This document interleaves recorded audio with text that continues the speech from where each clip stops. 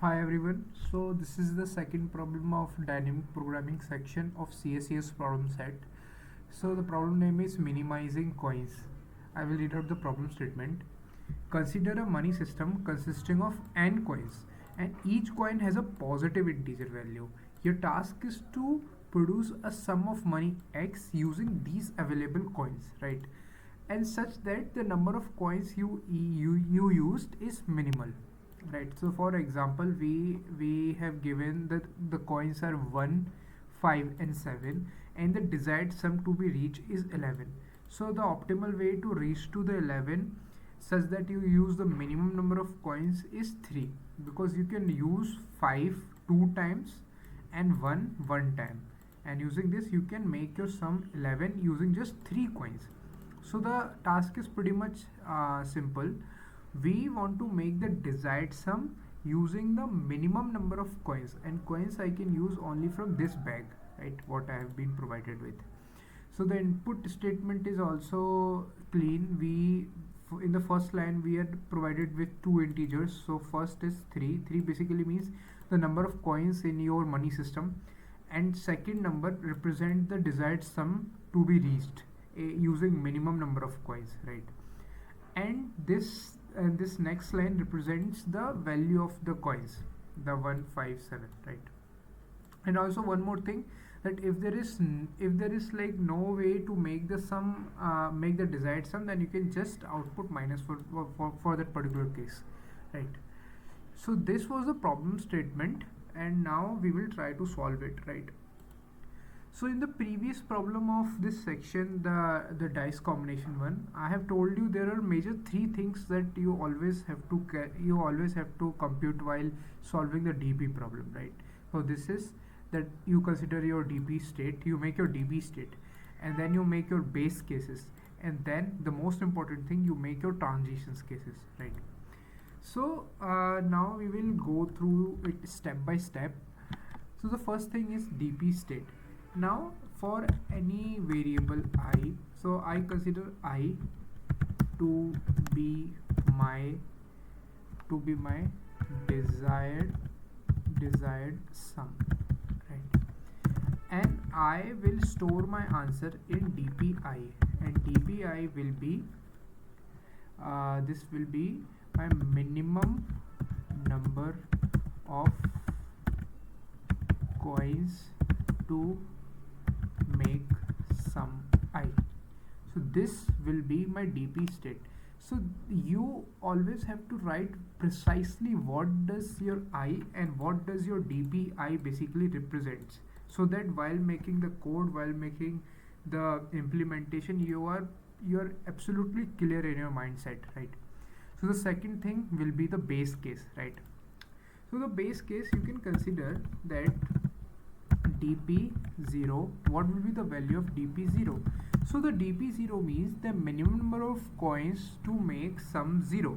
So what do you guys think, how many coins you need to make the sum 0? How many minimum number of coins you make the sum 0? Because you are provided with the coins that have the positive integer value, and for making your sum 0 you doesn't require any coin, right? Because 0 is the initial value, right? You don't need to collect coins to make sum 0. So the minimum number of coins required to make sum 0 will be 0. Absolutely right. So now the third thing, the most important thing, what will be your transitions? So I have told you previously as well, I'm telling you again. The transition basically means that you want to find the answer for, let's say if I'm explaining you guys with an example, let's say if I want to answer for dp11, I want to find the answer for this, right? Basically I want to find the minimum number of coins to make sum 11. In this case, you can just consider that you have already found the answer for all the i's which are smaller than 11, right? You can just consider this. And now, is there any possible way to reach to the dp11 from using those smaller values of dp? Is there any way? You just have to write an equation to reach to there. So one observation you can just make here, that every time when you reach to a particular sum, you are using some coin, right? And the coin values are, in this case I will write them down. The coin values are 1, 5 and 7, right? So these are the coin values. So every time you are basically using some coin to reach any desired sum. So what you can do, and also you want to find the minimum number of coins to reach to that particular sum. So what I can do is go through all the coins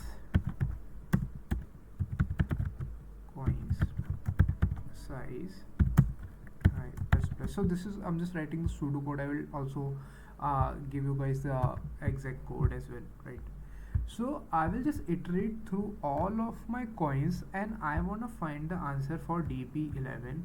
So for this particular case, what I can do, that DP11, and also if I don't know the answer for DP11, I will initialize it by infinity.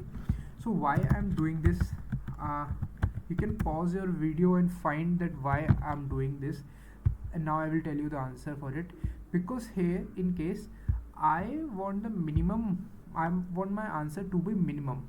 So every time when you want your answer to be minimum, you initialize it by infinity, and every time you want your answer to be maximum, you can initialize it with either 0 or minus infinity. This is totally according to your problem statement, right? So this is the thing you guys to be remembered, that every time you want your answer to be minimum, you first initialize it with infinity, because every time when I'm going through the case and if I found some answer, this infinity will get replaced, right? Because every time I will take the minimum. Okay, so what I can do, I will iterate through all the coins and I will take the minimum every time. Minimum value of DP11. And what will be my case here? So case is that you every time using a coin value. So let's say if I'm getting to the 11 using my CI, consider this as my coin value. I can also write like this, coin I. I'm using my ith coin to reach here, and one more coin I need to reach to DP11. And now I will just explain this as well. So consider that you know the answer for DP10, right?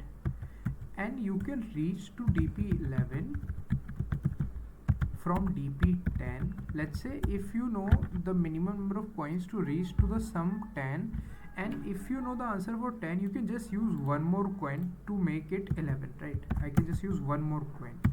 So simply, let's say if I know the answer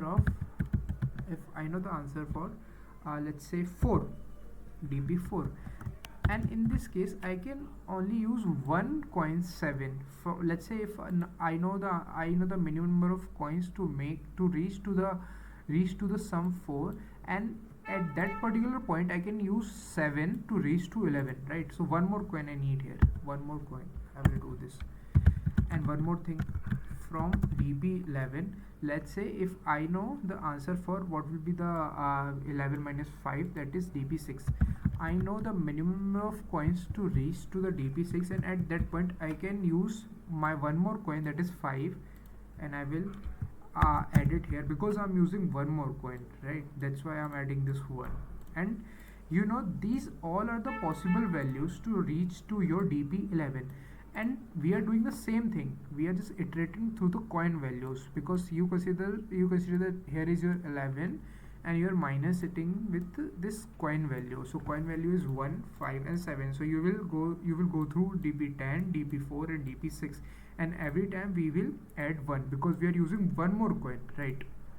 So these are the cases which you will iterate through, and you want your answer to be minimum. So every time I'm taking minimum, so this will be your transition, right? And you can write it generalized case also. So I will rub all these things and I will write it more generalized. Sorry for that. So let's say I want to find the answer of DPI, and initially it is infinity, and these are my coin values. So whatever my coin values, I will just iterate through my coin values and I can find the answer for I, right? And also name it something else. Let's say name this s, because I'm already using variable I in the loop, right? Yeah. So this is your transitions looks like, because you are iterating through all the possible case and you are taking minimum of them, right? So now I will show you the code.